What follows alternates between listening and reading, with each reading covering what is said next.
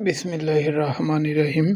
শুরু করছি তৃতীয় শ্রেণীর গণিত, অধ্যায় ১, পৃষ্ঠা ২।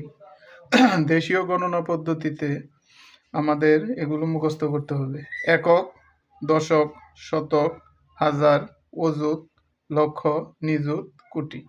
একক, দশক, শতক, হাজার, অযুত, লক্ষ, নিযুত, কোটি মুখস্থ করতে হবে। ৩ নম্বর অঙ্ক, পড়ি ও কথায় লিখি। ১ নম্বর, একক, দশক, শতক, হাজার। হাজারের গড়ে আছে ১, শতকের গড়ে ২, ১,২৩৮।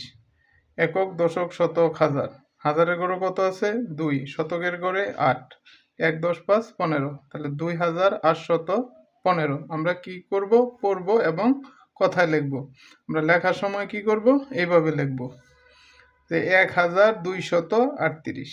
দেখো কথায় ১,২৩৮। ১,২৩৮। একক, দশক, শতক, হাজার। হাজারের গড়ে ২, তাহলে লিখবে ২,০০০। ২,০০০ একক, দশক, শতক। শতকের গড়ে আছে ৮, তাহলে ৮০০। ১, ১০, ৫, ১৫।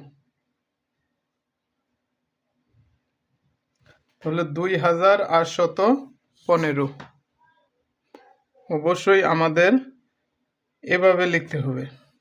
আর এগুলো আমাদের দেশীয় গণনা পদ্ধতিতে আমাদের মুখস্থ করতে হবে। একক, দশক, শতক, হাজার, অযুত, লক্ষ, নিযুত, কোটি। হ্যাঁ, তোমরা এভাবে সুন্দরভাবে অঙ্কগুলো করতে পারবে এগুলো জানা থাকলে।